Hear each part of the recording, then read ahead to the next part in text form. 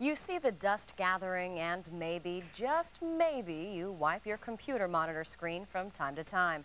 But how often should you really get inside your computer? And what should you be careful of when cleaning it?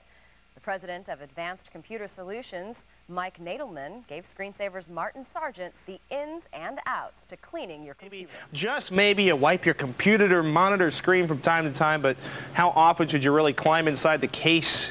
And should you be careful when you're cleaning it? What you should do? Here to give us the ins and outs of keeping it clean is the president of Advanced Computer Solutions, Mike Nadelman. Mike, welcome to the show. Hi, Pat. You guys have cleaned a lot of computers. You bet. So is it because, do computers break a lot because they're not cleaned properly? They break a lot. People just give up. And then finally when the thing breaks, they decide, well, maybe we should have cleaned it. Maybe we bring it in. Yeah. All right, so basically, okay, here's the question.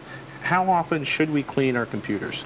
At least once a year. At least once a year. And depending on your environment, of course, obviously cigarette smoke, smog, all kinds of stuff is going to cause damage to your computer if you don't clean it. Makes sense. Now, I was a little scared by the stuff at this end of the table. We've actually got a portable 3M service vacuum cleaner here. Do you pop the box open and start sucking the dust mice away, or?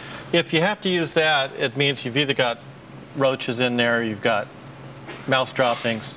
The old PCs, and you didn't know. I mean, sometimes you hear noises coming out of your computer when it's off. Okay. You ever wonder about that? I had a friend who had that issue. And did he have one of the drive bays open, right? Well, he had a lovely family of field mice in there. And they were in there. Now, if the old computers used to lay flat. Right. And of course, the new ones are up like this. But when they're flat, you know, that's when you find out, because the urine eats away the circuit board. And that's one of the bad signs. You know you're having a bad day when mouse urine has killed your computer. You think I'm bad. All right. So you actually, rather than putting the vacuum cleaner in there, you guys actually well, if it's not too dusty, and basically in the field, you know, we use these. There's a lot of dust that comes out of here. And, you know, as you can see, we need a respirator. Sometimes you need a respirator. That's pretty true. Scary. It is pretty scary. How do I keep it from getting that dusty? You don't. Okay. You could make it water cooled. Put some copper plumbing in there. Okay. Seal the box and just let the water take care of it? And just let the water take care of it. So basically, anytime air's getting into my PC, which you have to cool it, dust is going to get in there too. You got it. Okay. So actually, we showed some stuff here. Notice we actually have a hard drive here. You guys actually recommend cleaning the inside of the hard drive? Well, this is the power supply. The most dangerous part is here. I've tested and built over 400 computers in the last 3 years. He's right. This is not a hard drive. Sorry, the power supply. Yeah, you can get, you can leave these on and you can get into anywhere but this part. Okay. If you get into there, you could get in trouble. You could get the shock of your life. That would be bad. So even if it's unplugged, actually, there's capacitors. There's a fairly high charge stored in there. There is. However, there is a couple of components in the PCs. The boxer fans, which on the CPU they have those, and on the CPU fan and in the power supply. So actually, underneath that, you pulled the tag back and pulled the cap off. Pull the cap off, and there's also a retaining ring. This fan blade will come off. Now, this fan isn't turning right now.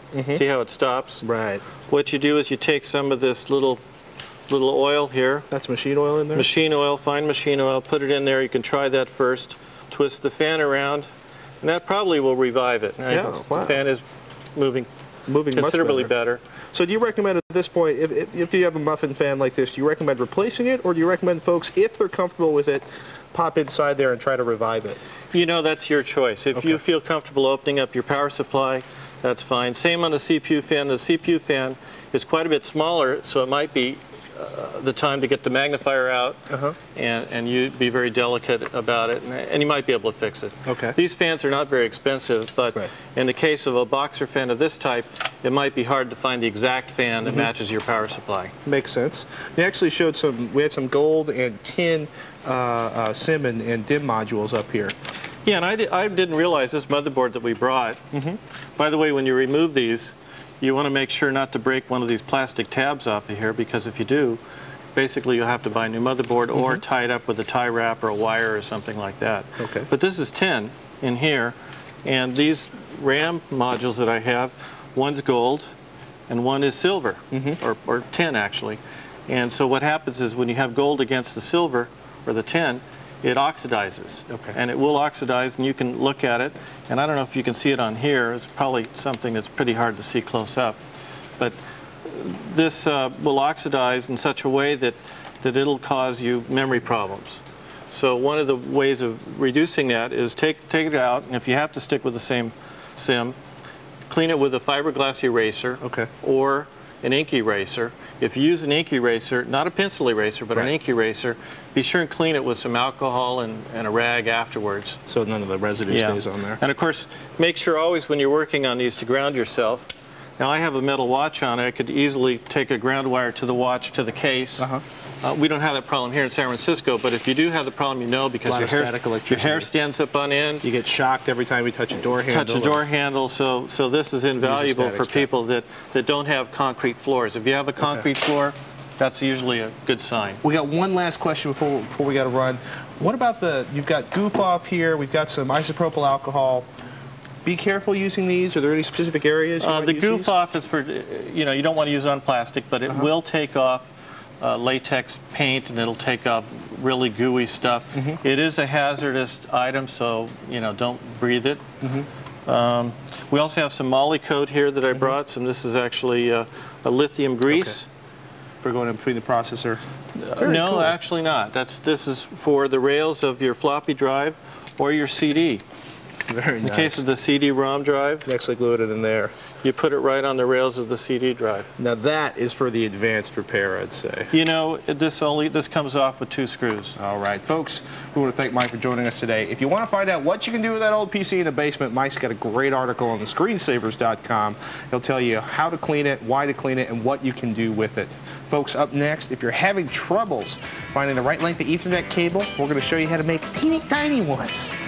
As you know what? Well, as great big ones when the Screensavers continues. Thank you.